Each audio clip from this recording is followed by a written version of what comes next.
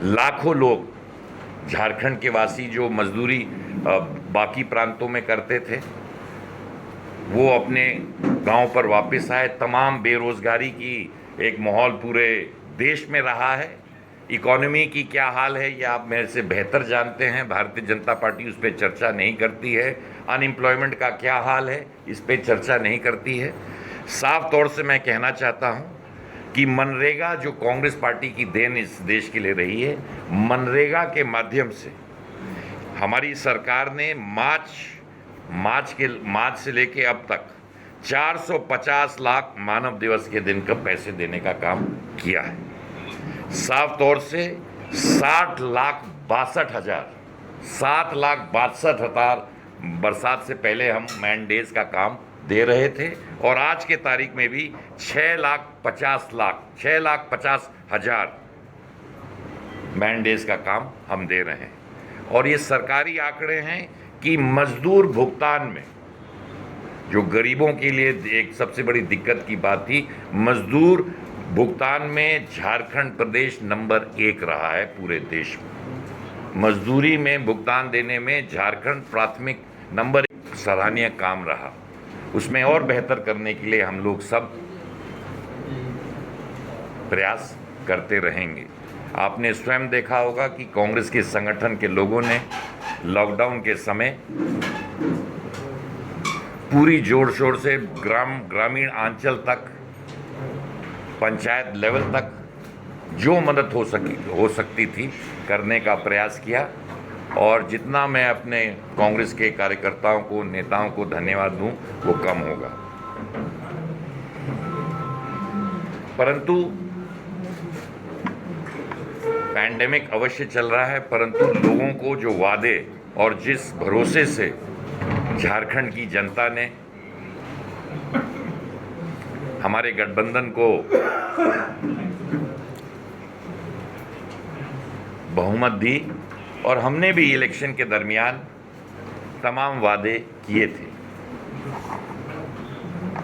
तमाम समस्याओं के बावजूद, वो कोविड हो, जीएसटी के पैसे न मिलने वाले हों, कोल के तरफ से, माइनिंग के सेक्टर से केंद्र सरकार के पैसे न मिल सके, पर एक सबसे बड़ा जो वादा हमने किया था कि लोन माफ़ी करने का वादा साफ तौर से हमने किया था।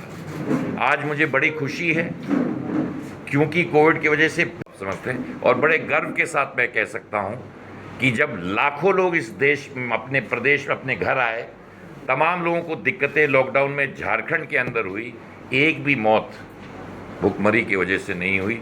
ये अपने आप में एक बहुत बड़ी चीज़ है, क्योंकि जो वितरण सिविल सप्लाईज़ की तरफ से वितरण होते रहा, बाकी समाज सेवियों ने भी अनाज का बंटवारा किया, कांग्रेस पार्टी ने भी किया, अन्य लोगों ने भी किया, परंतु एक सिविल सप्लाईज़ के माध्यम से जो हमने अनाज घर घर पहुंचाने का काम किया, लाखों लोग आने के बाद भी, तो ये एक बहुत बड़ी उपलब्धि। क्योंकि आपने देखा होगा जब बाकी सरकारें थी, जब कोई भी इस तरह का लॉकडाउन नहीं था, लाखों लोग मजदूर वापस नहीं आए थे, रोज़ाना किस तरह की घटनाएं हम सुनते थे। साफ तौर पे हमने मैनिफेस्टो में मनरेगा का मजदूरी भुगतान बढ़ाने की बात करी थी। पहले 171 रुपीज़ के मिलते थे, और अब हमने इस लॉकडाउन के तहत भी 194 रुपीज़ पर बढ़ाने का काम किया है। और केंद्र सरकार से हमने कितना 294 रुपये बढ़ाने के लिए प्राविधान कर रखा है। तो इस कोविड के समय में भी मनरेगा का लेबर का कॉल मीनिंग पैसा हमने बढ़ाने का काम किया है। भले कम ही बढ़ पाया, पर पैसा कहीं से भी लाके मजदूरों को की भुखमरी इस झारखंड में न। और कानूनी तौर पे 5 साल से जो ज़्यादा ज़मीन जिसको इंडस्ट्री की वजह से लिया गया है, अगर उस पर कोई इंडस्ट्रियल काम ना हो तो एक कमेटी बना के ऐसा कानून बनाए कि उस ज़मीन को वापस, जो ज़मीन लोगों की थी वो ज़मीन वापस की जाए, क्योंकि उस उपयोग में आई नहीं। दूसरी चीज़, गैस लाइन और पाइपलाइन तमाम झारखंड में बिकती हैं। भारतीय जनता पार्टी ने उद्योगपतियों के फायदे के लिए कानून बनाया, परंतु जो झारखंड के वासियों की जो ज़मीन थी उनको सिर्फ 1/10वां हिस्सा पैसा दिया और उस ज़मीन पे कुछ नहीं कर सकते। हम उस कमेटी के माध्यम से चाहेंगे कि ये सरकार ऐसा कानून में बदलाव लाए कि जिसकी ज़मीन गैस और या गैस लाइन या पाइपलाइन के लिए ली जा रही है, उस ज़मीन का उसको या तो मुआवजा मिले या कोई उसको पूरा उसका फ़ायदा मिलना चाहिए। 1/10वें हिस्से का पैसा पाके ना तो उस पर कुछ पेड़ लगा सकता है, ना फसल लगा सकता है, ना घर बना सकता है, तो उसके लिए तो ज़मीन रद्द हो गई, तो वो उसके हक के लिए नहीं है। तो वो ज़मीन का एक जो बड़ा मुद्दा था उस पर भी चर्चा करने की आवश्यकता है। के अंतर्गत निकालने का काम हाईकोर्ट ने एक आदेश दिया है। भारतीय जनता पार्टी ने संविधान का उस हाईकोर्ट ने जो ऐड निकला है उसी को रद्द कर दिया गया है कि ये कॉन्स्टिट्यूशनली गलत है। तो सरकार ने तमाम भारतीय जनता पार्टी ने 13 जिला में तमाम लोगों को नौकरी देके असंवैधानिक तरीके से उनकी नौकरी करके उनका भविष्य अंधकार में ढकेलने का काम किया है। हमारी सरकार ने तत्काल उस हाईकोर्ट के फैसले को वरिष्ठतम अधिवक्ताओं के माध्यम से सुप्रीम कोर्ट में चैलेंज किया करेंगे कि किसी भी लोग जो नौकरी पाए हैं उनकी नौकरी न गवाई जाए। एक बड़ा मुद्दा इस झारखंड में रहा है। साफ तौर से अपने मैनिफेस्टो में इस चीज़ की बात रखी थी कि सरना कोड जब हमारी सरकार आएगी तो सरना कोड को लागू करने का काम कांग्रेस पार्टी अवश्य करेगी, क्योंकि सरना कोड के माध्यम से जो हमारे आदिवासी भाइयों और बहनों की सांस्कृतिक पहचान है, उस पहचान को हम जीवित रखना चाहते हैं।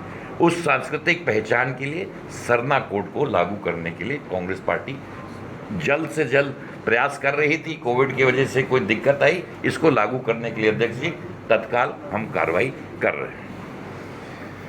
दूसरी है 10 सालों तक जो आ गया डेट क्या 3 नवंबर को चुनाव होना है, तो कितनी तैयार है कांग्रेस और उम्मीदवार की घोषणा कब तक होगी?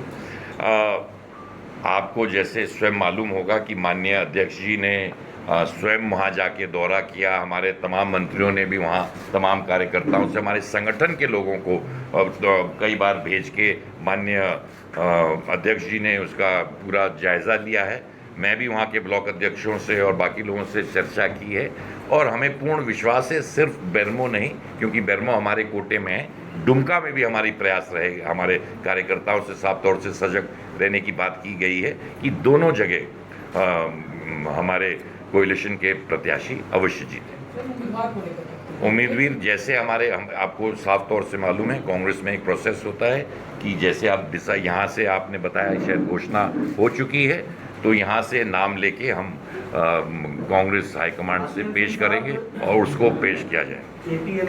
कोई सवाल अगर आपके हों, तमाम और बातें कहना चाहता था पर बहुत लंबा हो जाएगा। कोई सवाल पूछना चाहते हैं तो बताएं। सर, कर्ज माफी की बात आपने कही है, बजट में भी सरकार ने इसका प्रोविजन किया था, लेकिन उसके बाद जो अब तक नहीं हुआ, आपने जिस तरह से बताया सिर्फ 25,000 तक का जिसका कर्ज था वो भी माफ हो जी नहीं। उसमें देखिए टोटल बजट, क्योंकि आपको मालूम है कई जीएसटी के 3-3 महीने तक सरकार ने, हमारे जीएसटी के केंद्र सरकार ने पैसे रोक रखे हैं।